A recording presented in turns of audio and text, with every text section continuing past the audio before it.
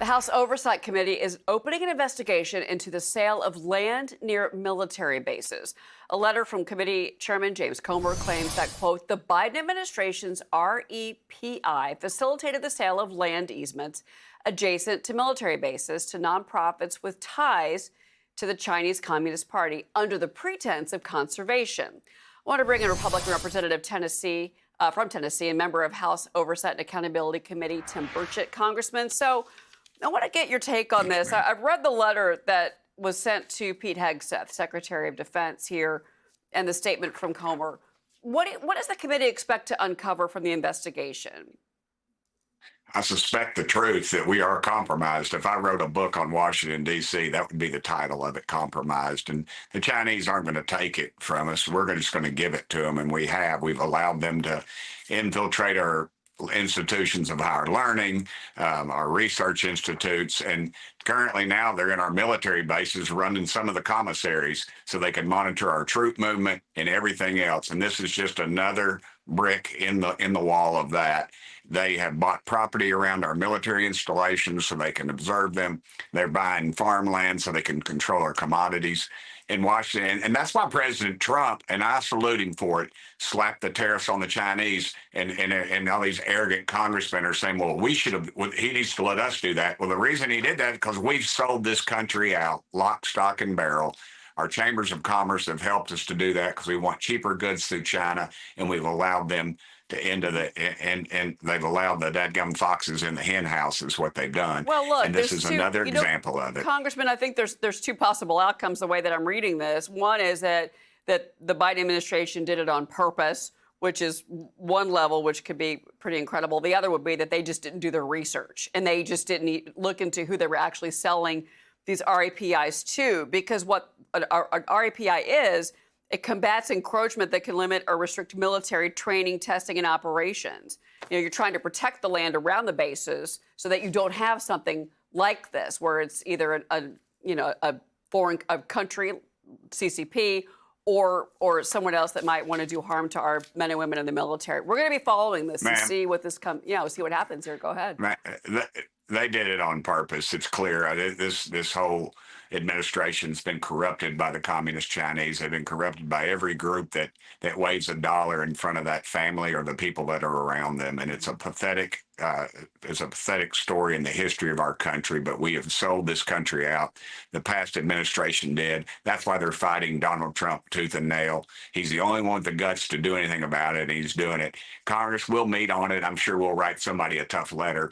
But we need legislation just to outlaw it. And I'm sure every lawyer, every left-wing lawyer will say we're violating their civil rights. Well, it's time we started protecting this country's civil rights. And one way we do that is keep the communist Chinese out. They should not own any property in our country, and we should outlaw that. They are enemies to this country, and it's time we start realizing that. When somebody says they want to wipe you out, we ought to start believing it. Well, we are going to be following the committee's investigation in these hearings as they proceed under the leader of Congressman, James Comer, excuse me. But President Trump, I want to ask you about the issue of taxes, because President Trump is honing in on these tax-exempt statuses of these elite American universities. He's really been upset in particular with Harvard. But listen to what he said yesterday about it. But tax-exempt status, I mean, it's a privilege. It's really a privilege. And it's been abused by a lot more than Harvard, too. By a lot more than Harvard. When you take a look, whether it's Columbia, Harvard, Princeton, I don't know what's going on, but when you see how badly they've acted, and in other ways also, so we'll be looking at it very strongly.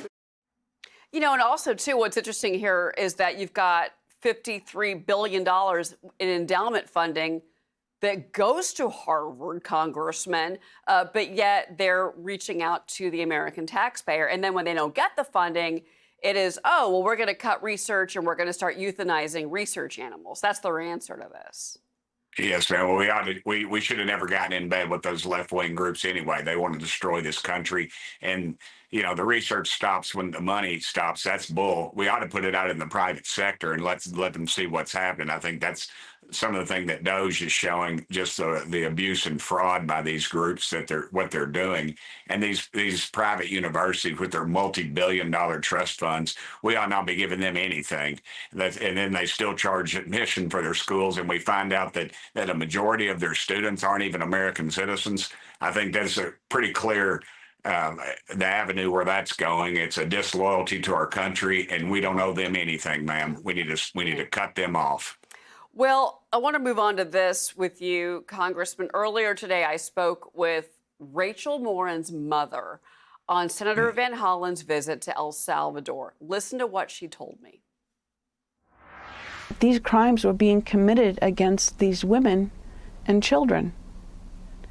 And now I have a senator who's in El Salvador who is loudly advocating for another immigrant who's in the country illegally.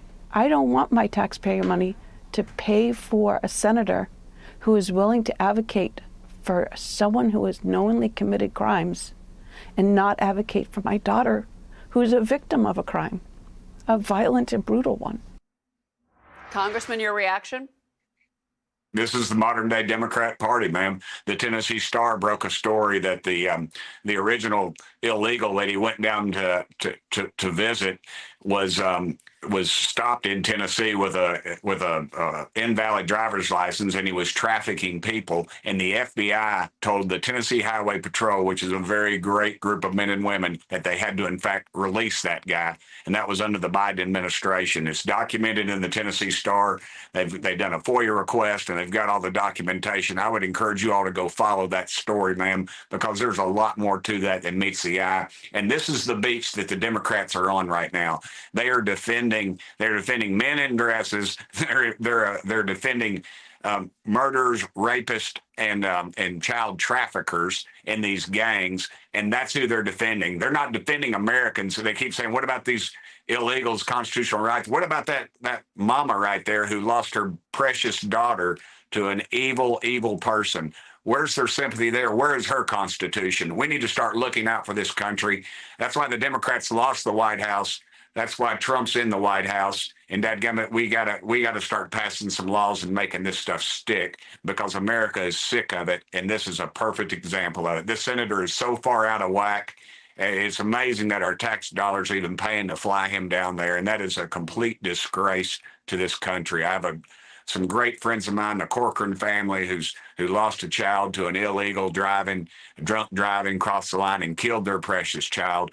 And look, this is never going to end. And finally, Trump's putting a stop to it. And that's why these federal courts, they're anarchists. And these Democrats, ma'am, it's not Kennedy's Democrat Party anymore. It sure as hell isn't my grandparents' Democrat Party. They have lost their way.